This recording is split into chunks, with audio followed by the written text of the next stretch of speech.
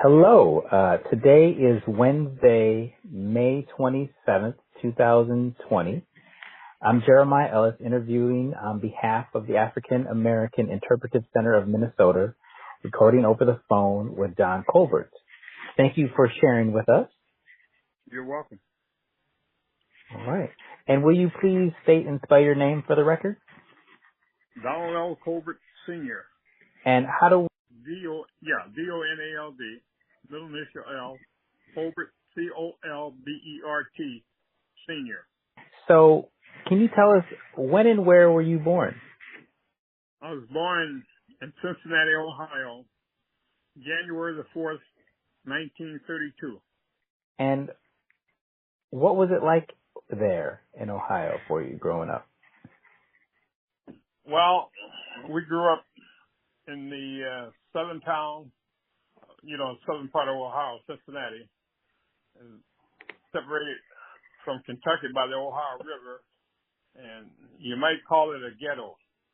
We very seldom got out of the neighborhood until we became teenagers. So we just grew up in a, shall I say, surrounded by black folks. Tell me about your mother. My mother was born in Tennessee. So was my dad. And they migrated to Cincinnati at a very young age. My dad came there first. Then he sent for his wife. I don't know if they were married when she got there, or after she got there, or if she arrived there. I don't know the age, but it had to be somewhere in the vicinity of 17 or 18.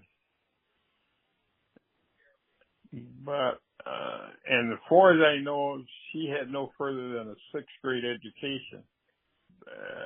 Well, my mother, I tell you, she was a sweet lady, Christian lady, took us to church every Sunday and sometimes 2 or 3 times that day. It looked like we had service all day. That's what I remember about my mother. Great lady. Oh. And what can you tell us about your father? My father, unfortunately, I remember him during World War II. And I remember this, he was an alcoholic. Unfortunately, he was, they asked you to come to the, what is it, when they draft you, Yeah, he was drafted. And he came back and he said he was deferred because he had so many kids. I think at that time there were about 8 of us, if I remember, maybe 9. Yeah, about 8 of us. Yeah, as I recall, in the early 40s. And he never worked very much. The one job he had was at the what they call the railroad, on the railroad in Cincinnati. Worked at the roundhouse there. But he wasn't a very good role model because he stayed away from home, drank a lot, things like that. So that's the unfortunate experience I had with my dad. Thank you. You're welcome. And what can you tell us, if anything, about your grandparents? I never knew my grandfather, but I knew my grandmother. She used to come up from Tennessee to visit us about every summer. She was a great lady. I remember her. I remember one summer I had an opportunity when I was about 13 years old to go down and visit her, live with her for a little while. Her name was Cora Cobb, but she was about, I would say, somewhere in the vicinity of about 5'5", and even at that time, she was a strong woman. I'll never remember her being sick until she died, but she had a good influence on me, and trying to do right and things of that nature. I wasn't always a nice kid. So she stayed on me when I was around her. And how did she help you to become a better person? Well, just by influencing me to do the right thing. I was a bad boy, you know. I was always mischievous, getting into trouble by. I would say I was stealing things, but I visited her they lived on a farm, I guess, and that's what I call it. You know, being a city boy, I didn't know much about farm, but a lot of open space. And this one farmer used to go over there and steal watermelons, but all we did was just eat them and bust them up and all things like that. And the homeowner, I guess they know everyone around there, so I was a kid that was from around there, and they knew where I was from. So he talked to my grandmother, told her what a mischief I'd been, mischievous kid. And my grandmother spanked me, of course, and in those days there were a lot of spankings. And talked to me, of course, told me what I was doing wrong. Great. And how did you get from there to Minnesota? Well, at 17, I was touring quite a bit. I was in the 11th grade, and I talked my mother into signing the papers so I could go into the Air Force. I remember it was 2 days after my 17th birthday, after taking the examination, all that kind of stuff, that I got on the train and took off for San Antonio, Texas. This may take a little while. I went through basic training from January through April, graduated, went to Biloxi, Mississippi, my next assignment. Stayed there a year and a half, then went to England, my first overseas assignment after my first stateside assignment at Biloxi. I stayed in England for 2 years. But let me back up. My tour of duty was supposed to be for 3 years, from January 49 to January 52. Well, in somewhere around the latter part of 51, President Truman extended our tour, those of us that were in the service, for 1 year. So instead of coming home from England and at the end of my tour, at the end of my tour duty, which would have put me back in January of 52, he extended my assignment tour to 1953. So in 52, I just re-enlisted rather than wait out the tour of duty. So I re-enlisted in February of 52 for 6 years. And at the end of my tour in England, which was August of 52, I got reassigned to Stelling Air Force Station in Minnesota. I'd never been to Minnesota. I only knew one guy that was in basic training with me in Minnesota. But I happened to meet a guy from St. Paul while I was in England. And I don't remember his name, but he had a brother here that fought, a fellow by the name of George White. And he gave me George White's number. So when I arrived here, I went and visited George White. I don't know if you knew the guy. They call him Snooky. He was a fighter. But anyway, the Air Force got me here. Let's put it that way. Then I met my wife in 1952. When I use these terms, we're going back several years now. I met my wife in 52. We got married in 53. I went overseas from here in 1959 and returned in 1960 and got assigned to Texas. From Texas, I went back to England, and then when we came from England, we went to Spain, left Spain with the Michigan, and then I retired from the service. Encapsulated in all that was about 20 some odd years. Okay. So Okay. What I did after leaving Michigan, I retired from the service and came back to St. Paul. So that's how I arrived here. If you want me to go over any of that or slow down, I will. Sure. Let's go back. How did you meet your wife?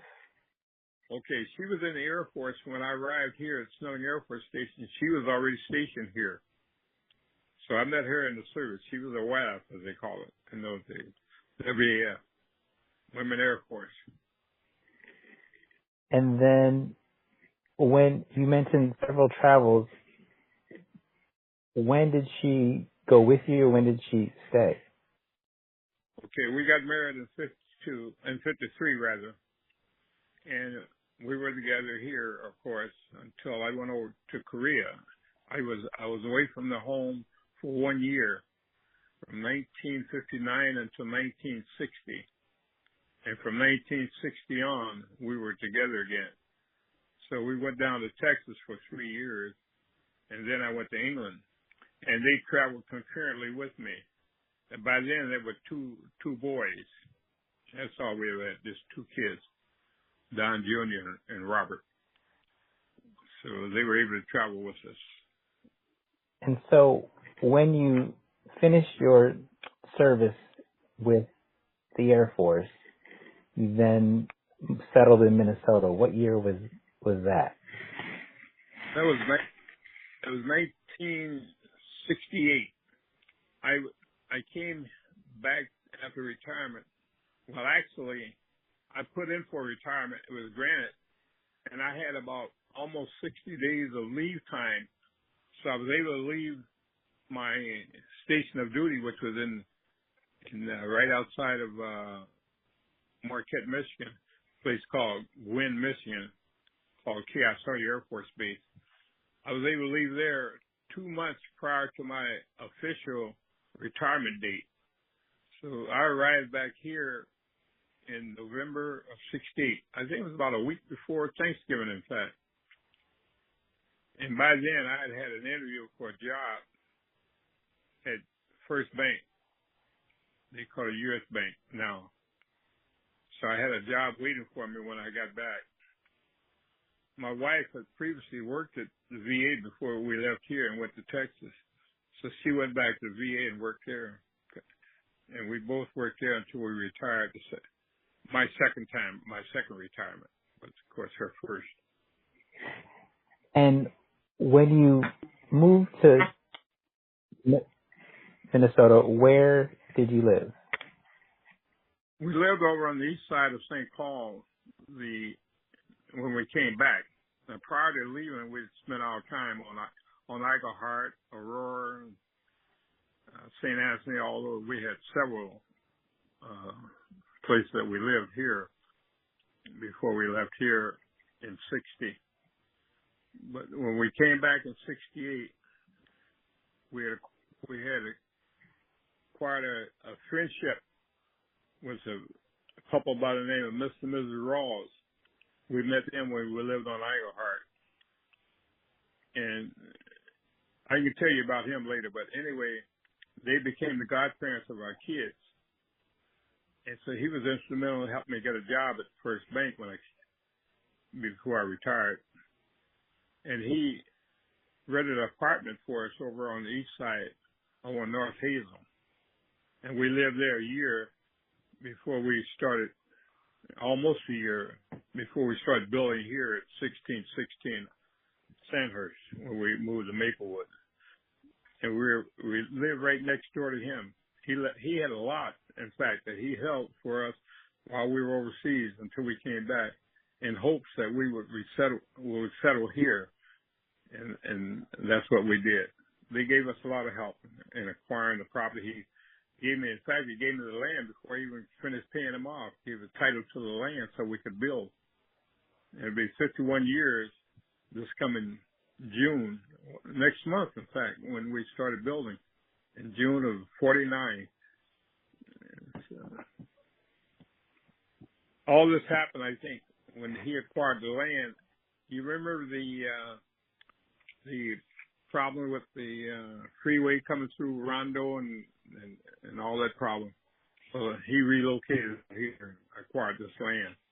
Can you tell me a little bit more about Mr. Rawls, and then we'll talk about how he got to have that property?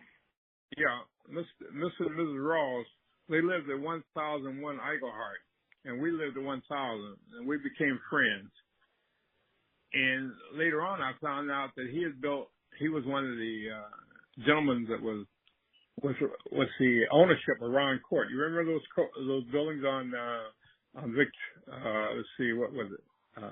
Chatsworth and Rondo, right across from Chatsworth Inn. No, I'm not familiar. What was his involvement there?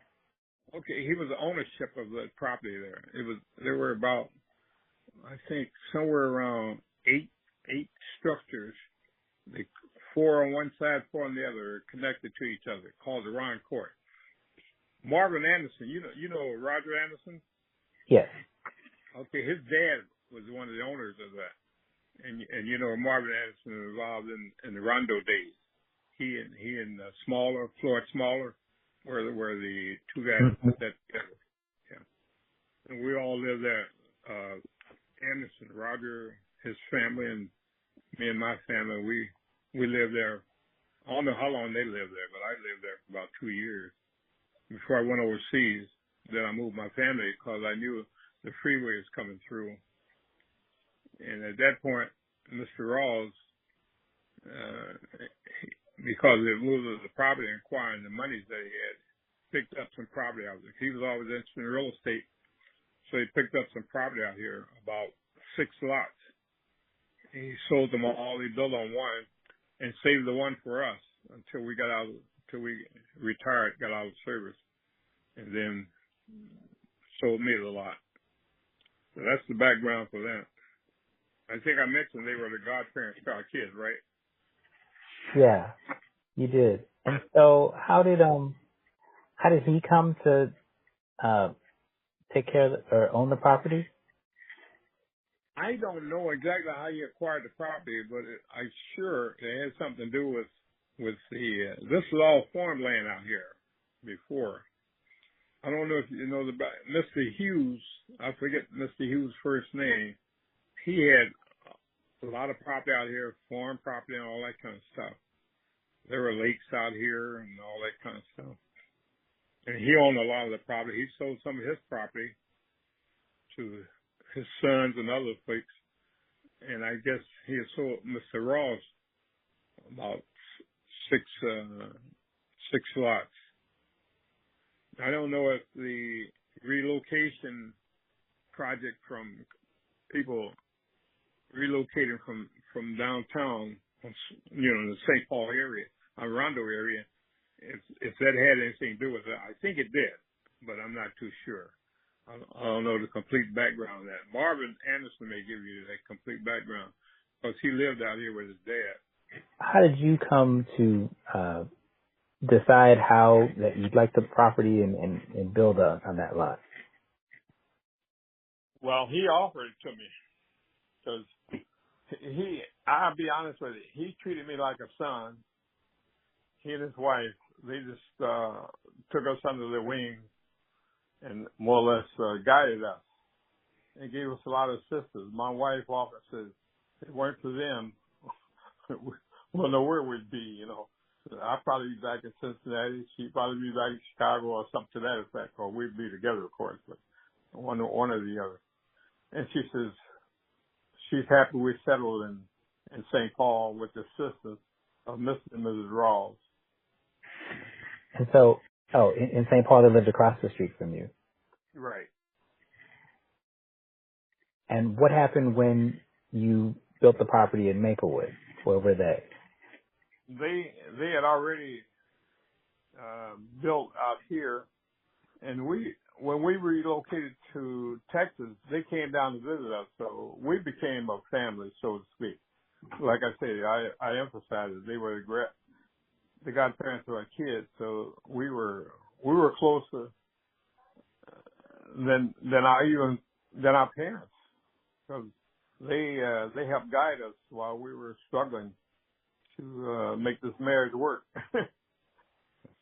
And they gave us a lot of assistance, particularly in guidance and opened their home to us too. Although we didn't live there, but we ate a lot of meals there. Let's put it that way. Mhm. And he, by the way, those 6 lots that he owned, he built on one, sold the other 4, and kept this one open in the hopes that we would resettle here after I got out of service. Because you remember, they knew we weren't from around here, but as we became quite close, they were in hopes that we would settle here. Because he owned that property from about, my guess is from around 61, no later than 62, I'm sure around 61. And we didn't build until 69, so that's when he sold us the property in 69. When we came back in 68, we didn't even talk about it. So one day he told me, I got some land over there I want you to build on. That was right up my alley, because I worked in real estate. I went into when I went to First Bank, I went right into the real estate department. I knew some builders. I picked the builder out, and this builder had plans, the same type of home that I built. He lived in that type of home. He had built his own home. So all that just came together beautifully. And where was the lot where he had his house? Right next door to mine. I was at 1616. He was at 1622. Right next door. Mhm. And how would you characterize that neighborhood when you first moved there? There were a lot of blacks in this neighborhood because they relocated from downtown. In fact, there's a cul-de-sac next block to the east of us. And I don't believe there was a one black family there. There was the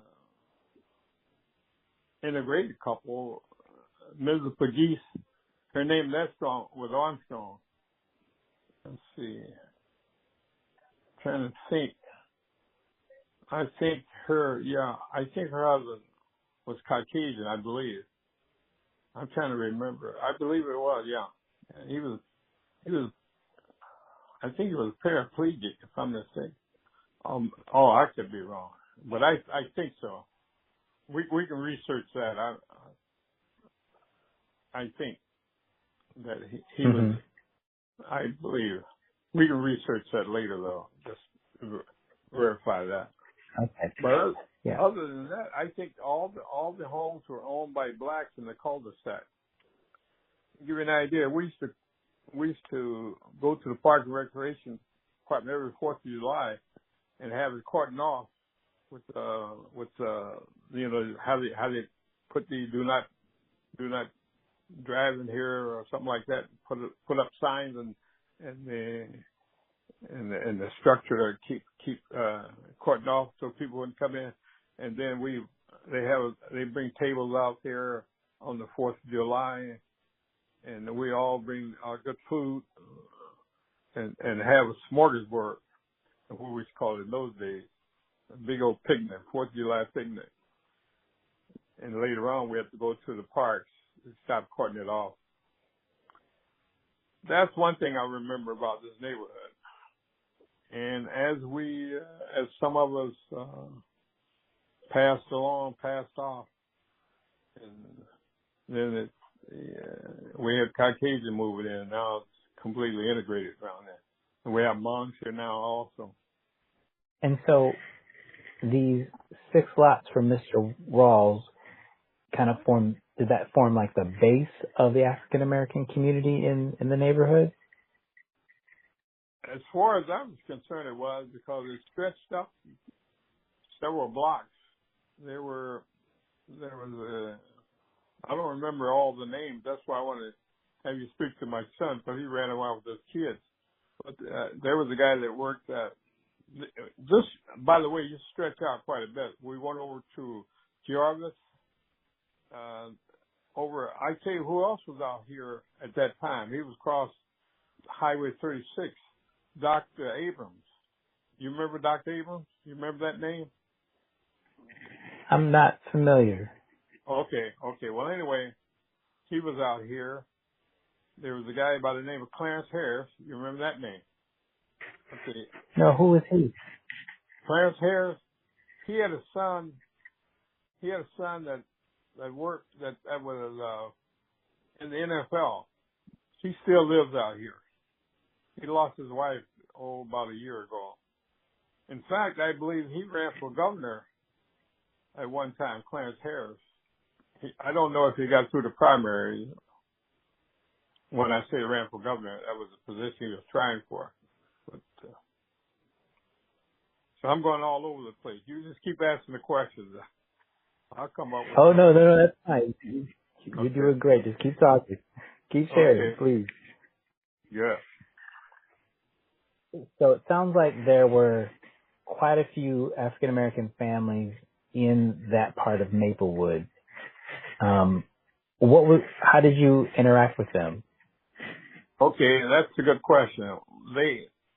During those days, we still had a lot of folks who didn't venture out to shall we say, the restaurants and all that kind of stuff because of the experience growing up. And they had a social group out here called the Maplewood Social Club. And we used to meet in each other's home once a month. We have a structured meeting first, like a formal meeting, where they take minutes and all that kind of stuff. And after the formal meeting, then we have dinner, and then we open up for card games and things like that. The ladies play Keno and bingo. The men would play poker and those type of games. Whist sometimes. Sometimes we even dance. Put on a little party. That's how we socialize out here. How large was the group? I'm going to say there were approximately, I would say, let's see, 1, 2, 3, 4, 5. I'd say about 8 or 9. We'd have sometime anywhere from 16 to 20 people in the home. And when you hosted, what would you all do? Well, we would try to meet up in our living room and sometime in the family room. But most of the time we live in the living room. We stretched out to the kitchen in my house. And while the meeting was going on, my wife would be putting the food together. And we wouldn't ask anyone to bring anything in. We started out with a light lunch, and pretty soon it became a formal lunch, dinner rather. We used to have just snacks at the beginning, man, but then they came up with formal dinners. And some people, they put on a spread, boy. Woo. The one lady's house we used to love to go to, Mrs. Haynes. Her husband's on the Urban League, but let's see, what was his first? Oh, boy. I'll remember somewhere, but it was Haynes. I remember Amos Haynes, yeah. And her name was Louise. Oh, they put on a spread.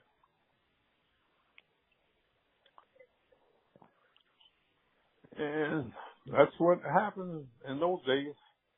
What was your involvement in the establishment of the group, or did you come in later? I came in late. They've been involved because I didn't get here until 69 rather.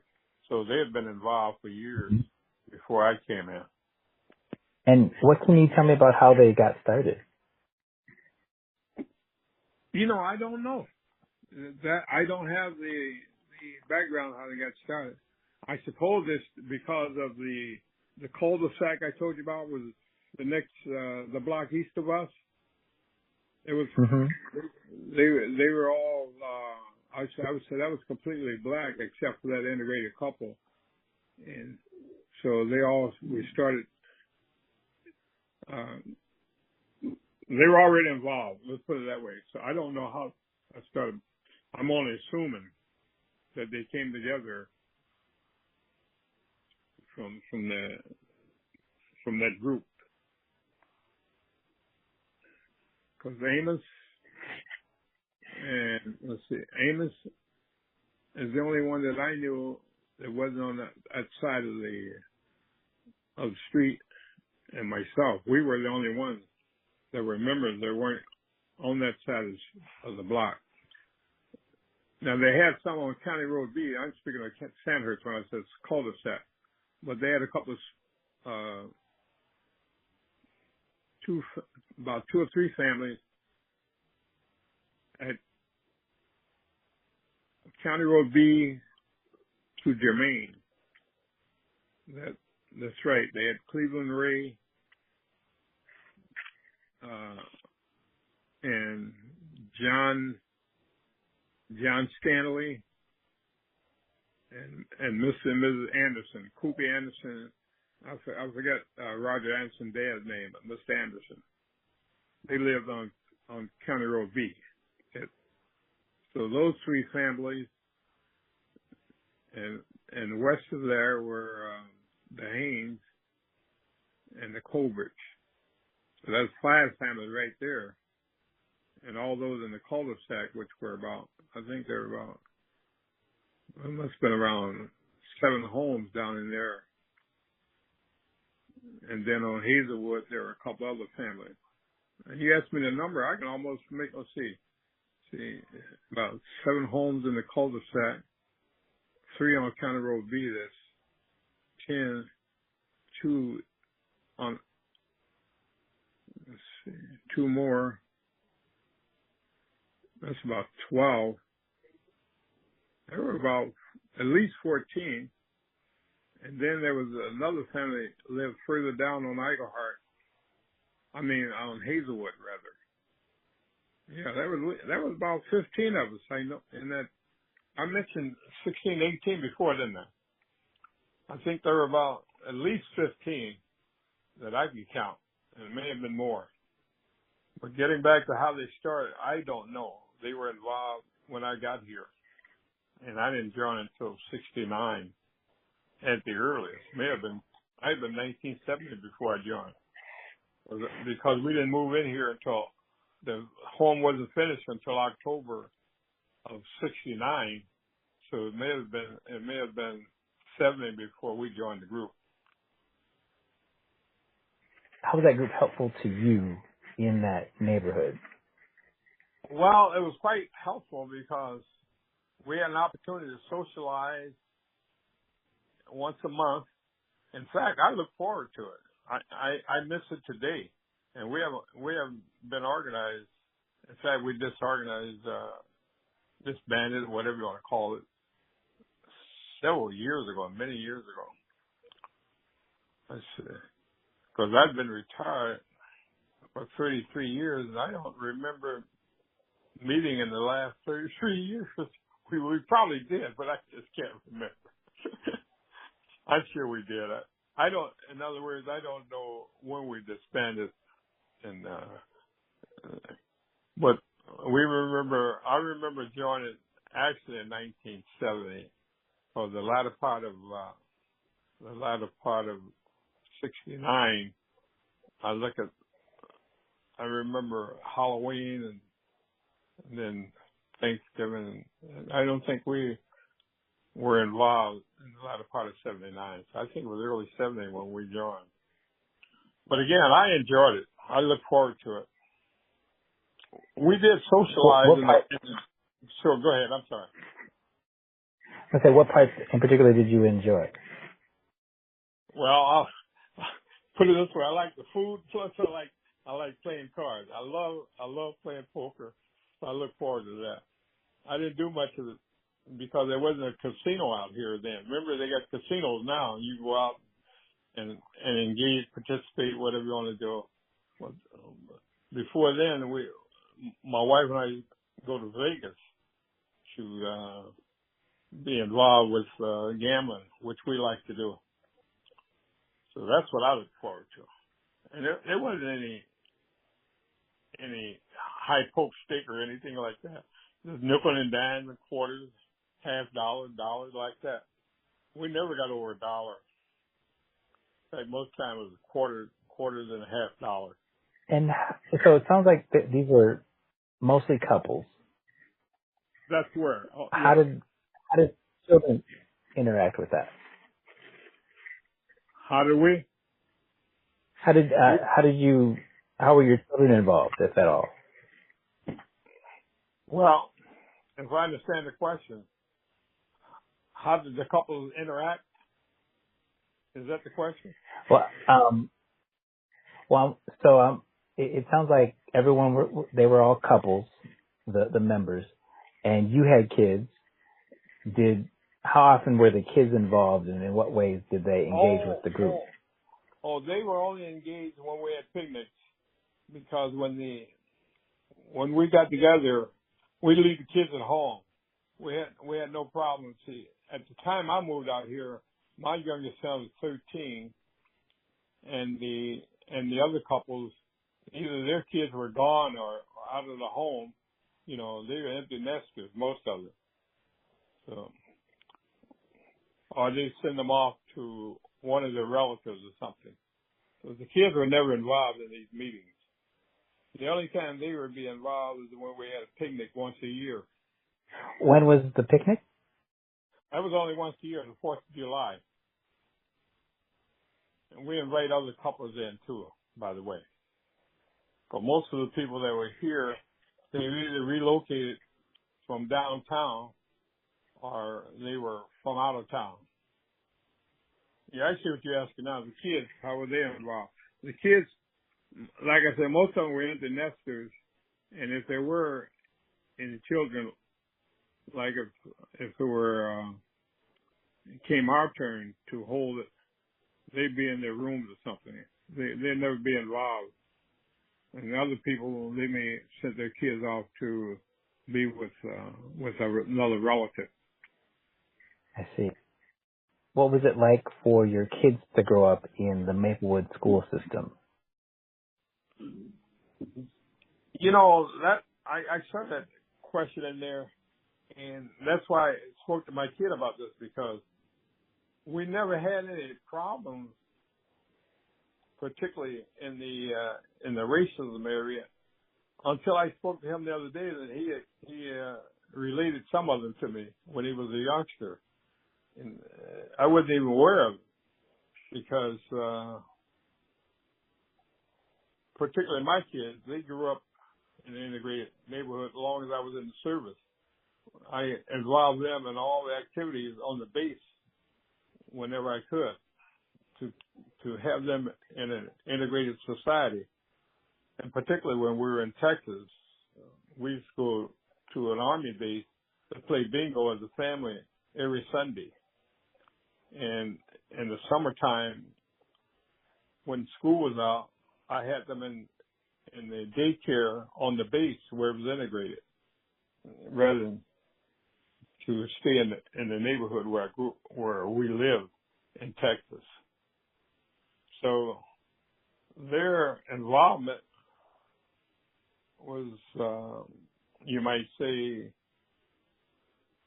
well, uneventful, the way I see it. But there were some incidents that my son could relate to me later on when I talked to him yesterday. I think it was yesterday, yeah. Or was it Memorial Day? Tuesday, yeah. I spoke to him yesterday. So I guess there were some incidents that I just wasn't aware of at the time, because they never brought it to my attention. There's one incident out here where there was an empty lot across the street from us, and that was before I came here. And I don't know the year, but the kid's godparents told us about some kind of with the KKK or a noose hanging or something like that, and that happened, I guess, before we built. I'm sure it happened before we built, because I heard about it from my godparents. But other than that, I wasn't aware of any incidents around here. And what were your interactions like with the wider Maplewood city and community? Well, I came and went unnoticed, you might say. I wasn't involved in any businesses. I worked downtown, and I just thought of this as my place of residence. Came and went as I pleased and had no problem. As far as interacting with the businesses, we moved around without, I would say, invisible. Nobody seemed to notice us, and I didn't make any big deal about it. Mm-hmm. I enjoyed. Let's put it this way: I enjoyed being in the suburbs. I did. I did enjoy being in. It was. I liked the idea of having my kids grow up without any. My reference was this. I always try to teach my kids that the other people are just as good as they are. Because when I was coming up, I was told, you got to be twice as good, all that kind of stuff. I don't think that's right to put that burden on a kid, you know. Why should I have to be just good? I think I want to treat everyone the way I want to be treated. I taught my kids that the majority were just as good as they are. I didn't want to put any, or what I say, burden on them to try to measure up, you know.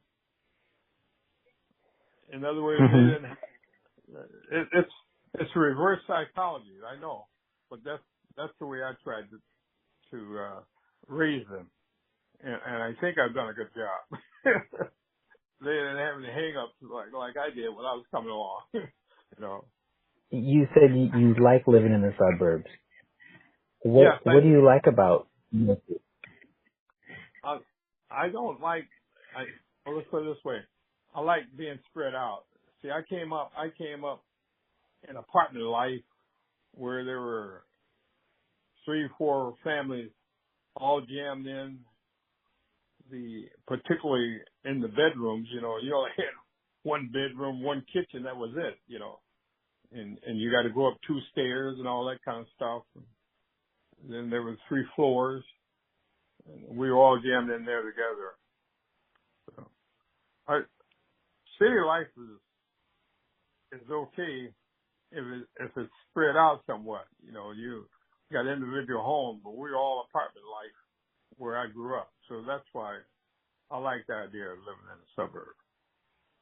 And when I speak, I'm only speaking for myself. Mm-hmm. When you started talking about the social club, it sounded like there were some members who had different, who had previously had experiences with businesses that caused them to want to use the social club. Can you tell me a little bit more about that? Well, I don't know all their experiences. I can relate to mine. I found even in 1952, when my wife and I went out to a place in Minneapolis, we sat down and ordered a drink, and they never brought the drinks. I remember one time when we were in the Air Force, we were still in the Air Force, but we went to a place on St. Paul. It's a joint that my buddy, he was in the Air Force. It was about 4 of us. We went to this joint, and the guy served us a beer, and we got ready for another order. He said, "No, I gave you a drink now. You guys look drunk to me. I can't serve you anymore." Stuff like that. It was obvious that they was being discriminatory. But he emphasized that he had served us a drink. But he wasn't going to provide any more drinks because we looked like we were drunk. Well, we weren't, of course. So those kind of things. And I suspect that they had experienced some of those things themselves, because most of the people that we were in the club with, like I say, they were empty nesters. They were older than us. See, there's only, I think there were a couple that had kids that were around our age. But, and even those that had lived here and been reared, one guy was from Duluth, by the way. There was another couple from Duluth. And he was surely integrated up there and didn't have near the black population, that we grew up around. But anyway, even they had trouble. He was a good hockey player, but I don't know if you remember Joe Waters. Anyway, he mentioned something, but we didn't talk about it that much. But Cleveland Ray, he was from Louisiana. I don't know where Mr. Anderson was from. He may have been born here. I don't know. I know it. But anyway, there wasn't a lot of discussion about that. But certainly, we had experienced it somewhere along the line, and so that's why we socialized together. I'm pretty sure that's why the group was formed.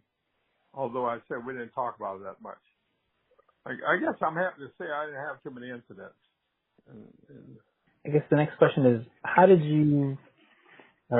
you interacted with Maplewood officials, like the city council, law enforcement, Parks and Rec? I personally only had one incident when one policeman stopped me for a tail light that was out. And I thought it was a minor incident, and it shouldn't have, maybe I shouldn't have been stopped. Maybe that's what I thought, and I may have overreacted. He took my what you say, I don't know what I should call it, but my anger, you might call it. It wasn't so profound that I was cursing but I was a little disrespectful, I suppose, because I thought it was such a minor thing. So, but that's the only reaction I ever had, only interaction I ever had with the policeman here. Okay.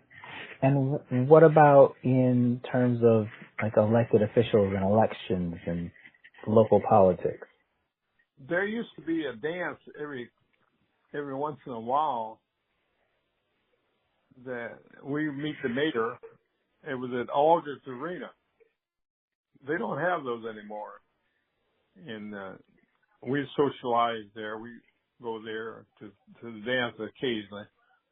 And we met the mayor every once in a while. Right now, I can't even tell you who the mayor is. So I'm not particularly politically involved. But this is going back over 30 years ago, much longer than that probably. So like I said, I've been out here 50 years. So as you settle down, as you get older, after retirement from your job, you aren't involved too much. I never were involved in a lot of politics. I was on the board at the Urban League down in the inner city. I was on the board of the Hallie Q. Brown, but as far as in Maplewood, I was never involved. There was one fellow by the name of Paul Lowry. If I'm not mistaken, he was on the Human Rights Department out here. And then I spoke about Clarence Clarence Harris, who lived right across the street from him, he ran for governor. Now, Amos Haynes was heavily involved with the Democratic Party, and he was a manager for Clarence Harris. Now, Amos Haynes is dead. Clarence is still around. I don't know how to get a hold of him. I probably could if I tried, but if you want to get in the political area and people that were involved, you may want to talk to Clarence Harris if you can get a hold of him. Mm-hmm. But when it comes to politics, I was not involved at all. And what can you tell us about what other ways the Black community engaged in Maplewood? I guess I can't tell you how. There were a group of us that put an investment club together, and I can't remember all the names, but there were, I would say, about 5 of us that were from Maplewood. I remember Amos Haynes, Bill Waters, my son, myself, and there was a gentleman, he's no longer with us, who had a lot of property out here. I can't remember his name. I could probably come up with it later on, and my son would know it. But we wanted to have our kids follow us in this investment group, which they didn't. But we used to meet at the Sterling Club in St. Paul, come to think of it, because I was instrumental in opening up the club most of the time, and so we could meet there.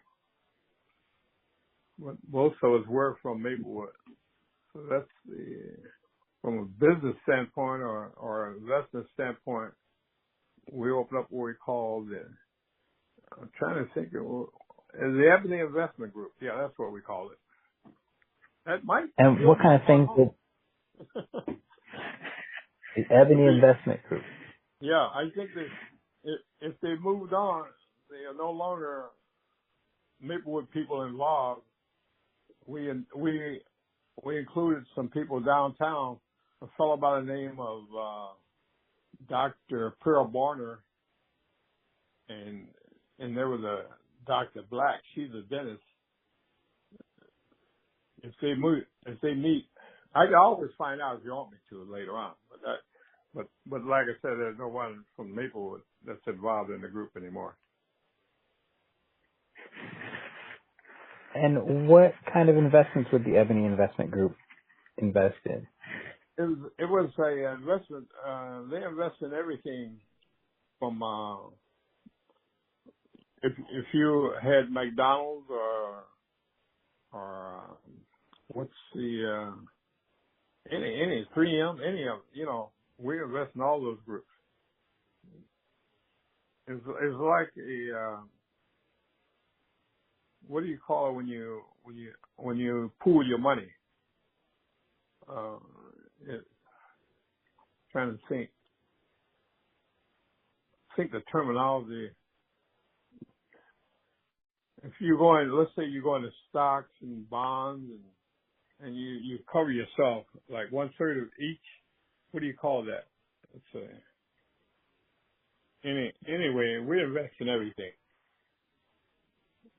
We had a stock company that we went with, and we had our agent in there that bought and sold for us. Mm-hmm. And from Maplewood, how did you connect with Black heritage or celebrate Black heritage? Well, again, I was involved in the Urban League. I was involved with the Harry Q. Brown and from there, we stretched out to the community. I worked at First Bank, as I said, and we put a little what's called a little office out on Selby and Dale to make ourselves available to the community. Let's see, what else did we do? And then, of course, we didn't get involved in the Rondo days, but we did go into the celebration. I don't know if you had, that's what you had in mind. I don't know. When you asked that's question. great. Yeah, that's good. Of course, you know about the Sterling Club, of course. You know about that. So, you know. There was another club that we reached out. Well, but it was mostly a social club. That was also the 40 Club. You heard of them, I'm sure.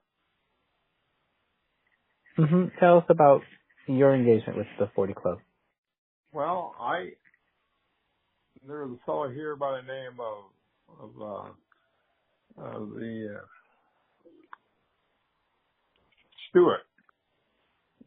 Alfred Stewart.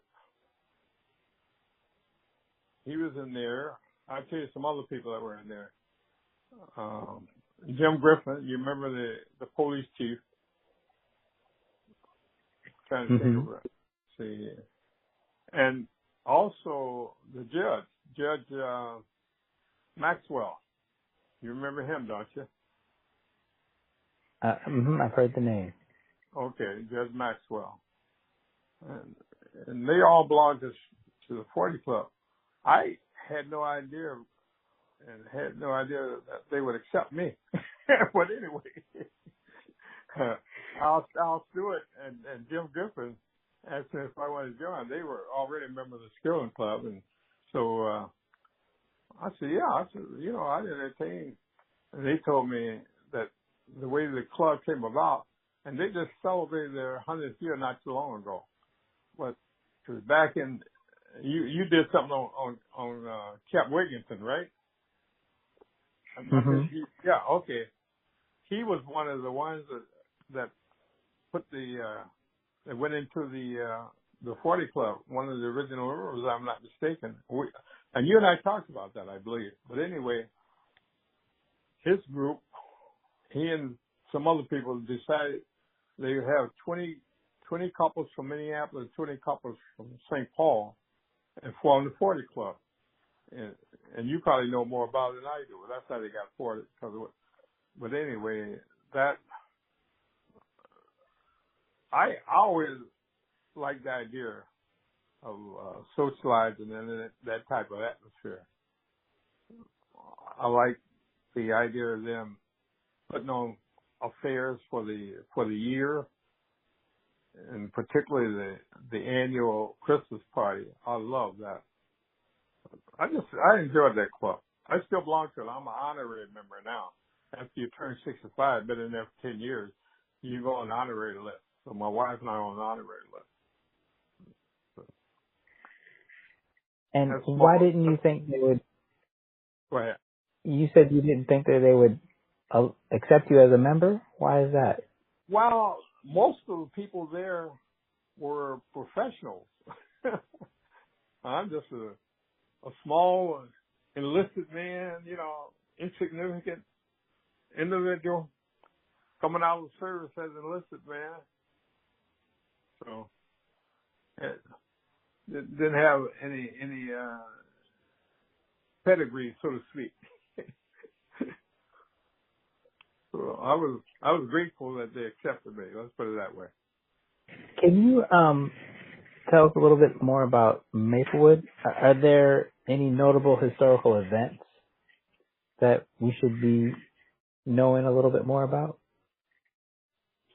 Let's see. The only thing that I spoke of the 4th of July picnic that we should cordon off the place here. That's about the only thing that I knew we did as a group here. So I can't offer much more than that. Yeah. Okay, that's all right. Um, how did living in Maplewood impact your ability to access employment opportunities? Well, like I said, I had the job before I got here. Be- Before before I got back to St. Paul, you know, we were living in Michigan when I was still in the Air Force, and my godfather had contact with some people downtown, mainly a guy by the name of Clapp Thompson Real Estate Company. He had socialized with Gilman, and so I went there, and he lined up some interviews with me. He lined up an interview with one of the hospitals there. Miller Hospital at that time was known, and Minnesota Savings and Loans and First Bank. I went to the hospital, and I turned them down right on the spot. Then I went to First Bank, and I accepted their offer. Then I went to Minnesota Savings and Loan, and they wrote me an offer. And I spoke to my godfather. I said, you know what? I said, I accepted an offer from U.S. Bank, lower than what Minnesota Federal. He said, well, did you give your handshake to First Bank? I said, yes. He said, then that's who you got to go with. I knew that, but I just wanted to have him tell me that. So I wrote back. I was back in Michigan by the time I had these interviews. I did the interviews in person here in St. Paul, but I went back to Michigan to finish up my tour, and I had to write back and said, I'm sorry, I can't accept the offer. I'd already accepted the offer from U.S. Bank. So like I say, when I came back in 68, the job was waiting for me.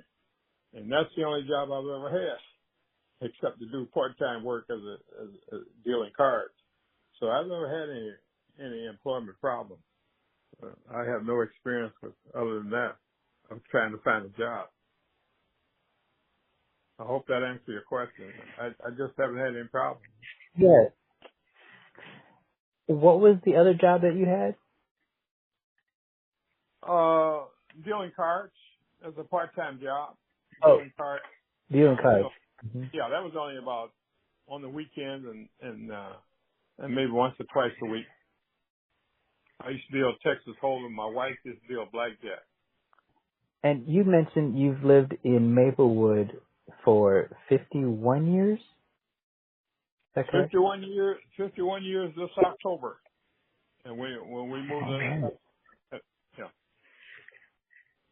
And how has your experience of Maplewood changed through the years? Actually, it hasn't changed that much. It's gotten a little larger, I think. I think when we were here, it was in the lower 30s. Now it's up around 38,000. We've seen growth, and we've seen places close because my wife worked part-time at Sears in Maplewood Mall there. So we've seen a lot of stores close in there and some open up. And now it's almost dead in there, like a cemetery with lights almost. But anyway, so you've seen growth and you've seen decline, store closures. I mean, there's the mini mall that went up over on White Bear and County Road. I think it's County Road, right off 36 there. That went up there. So we've seen a little growth. Seen some infrastructure improvements. Right now they lay in sewer pipes, which is inconvenient. You got a detour everywhere, all that kind of stuff. But yeah, there have been growth. We've seen the community I'm center. familiar with... I'm sorry, did I? Yes, what's the community center? Yeah, this community center on White Bear and County Road B, that was built about, I'd say around 20 years ago. So we've seen growth.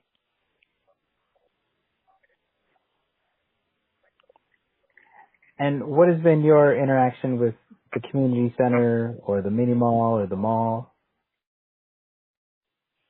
Well, I joined the community center when they opened up membership there, because I used to go down to the Y in the Midway, and so that knocked out that long distance of traveling down about 12 miles to go exercise. So, but I left there last year because they raised the price on me, and I went to LA Fitness to save $100 annually. Mm-hmm. Yeah. But other than that, just like shopping in your neighborhood, if you have facilities out there available, activities. So don't do much acting with my neighbors or any businesses other than just accommodate them, come home, let them accommodate me. That's about it. My wife, I did mention she worked part-time at Sears, so I used to go up to the mall quite often. But she's been retired from there now about 20 years from the mall. That was her second retirement. Her first retirement was from the VA.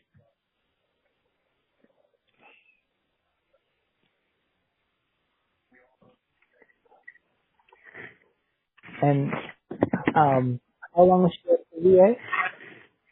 Yeah, she worked at the VA. She got an early retirement there. 53 years old when she left the VA. She'd worked there since the kids were small. She had at least 25 years and a years of service. So she had about just a little under 2 years of service.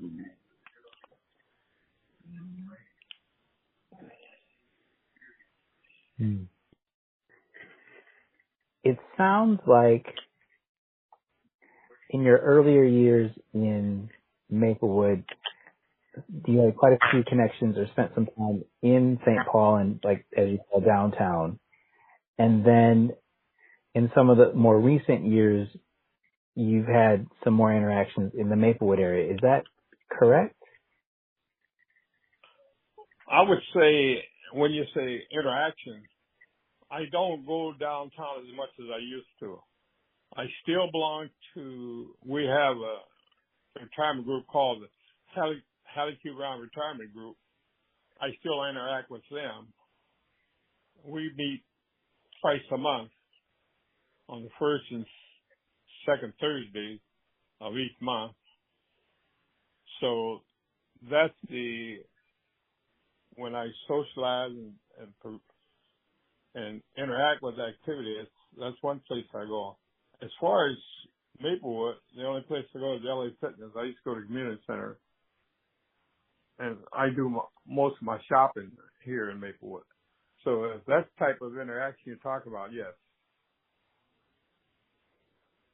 Mm-hmm.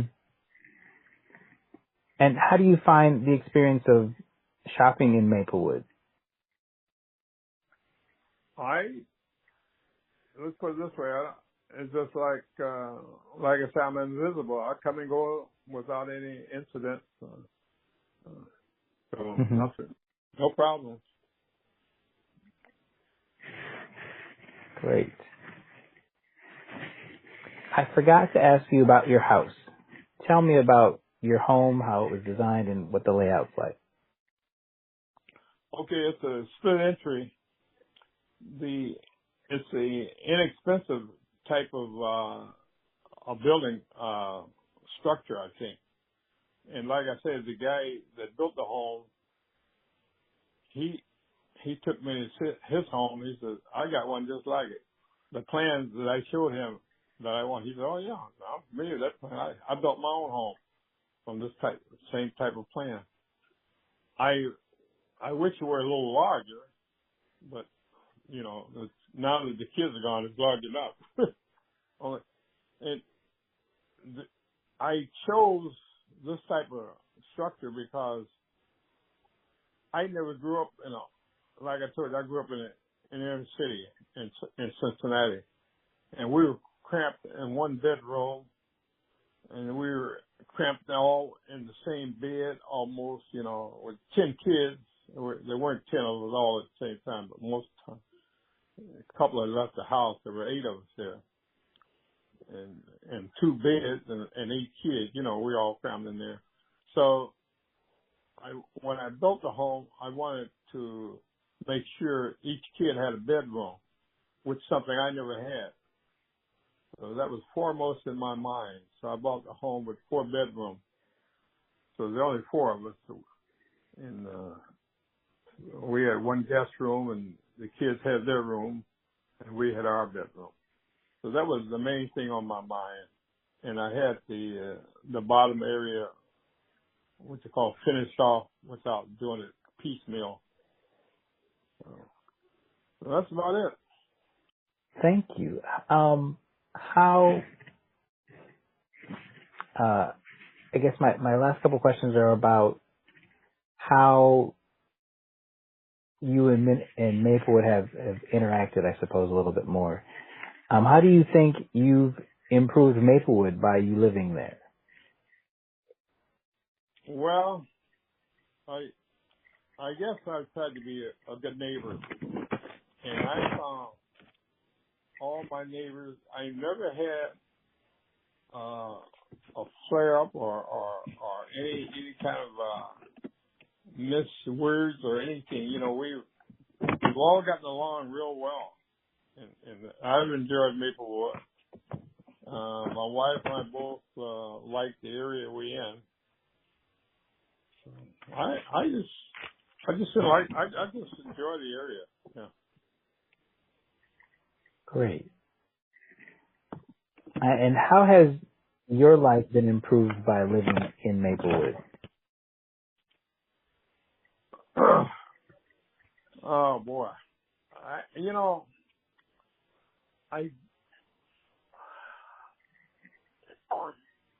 don't know if my life has improved. I don't think I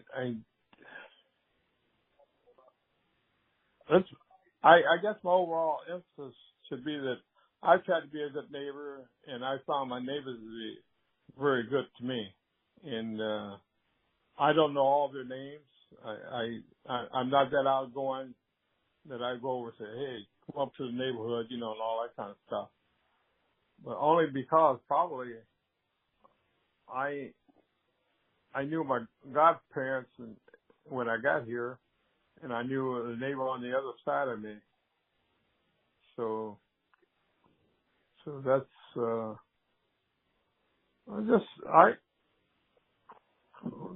families that I ran into, they've been very nice, and the social club helped me quite a bit.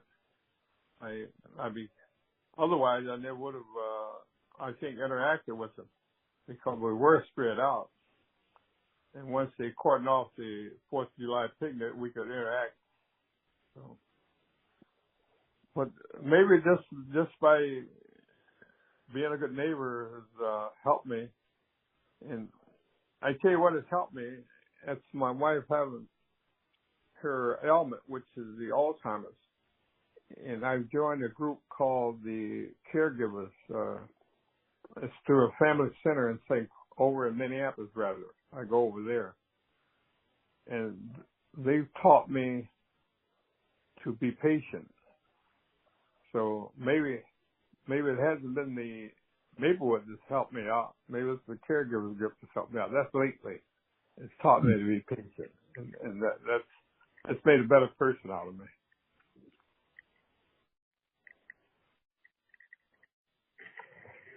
Wonderful. Is there anything else I forgot to ask you about, or that you want to make sure you tell us about? I'm just going over my list, because I listed the things that you gave me. And I'm glad you gave me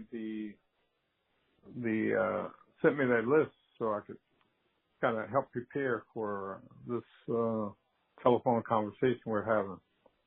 I'm just looking over now. Yeah, I just wanted to emphasize that I don't know what the overall effort you're trying to reach, but if you ever get in touch with Clarence Harris, and I'll try to get his name for you if you want it, and phone number, and phone number. But that guy has a history around here that would, and the fellow that I spoke of, he's no longer with us, Amos Haynes. He had he was with what's that company called? Univac. What was Univac before it became Univac? You remember? Well, anyway. No, I'm not familiar. Yeah, Amos Haynes worked for Univac. Let's see. Yeah. Yeah, I didn't have any history, like I say, of